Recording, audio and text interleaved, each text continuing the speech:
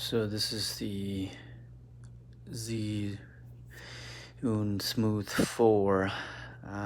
Starting to have issues with it. So turning it on, you can hear that noise, that vibrating noise, and I believe it seems to be coming from back at the bearing here, right there.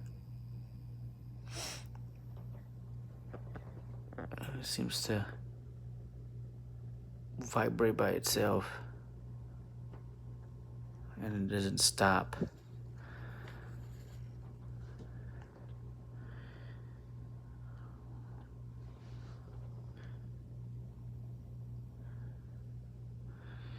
Just turn it back off.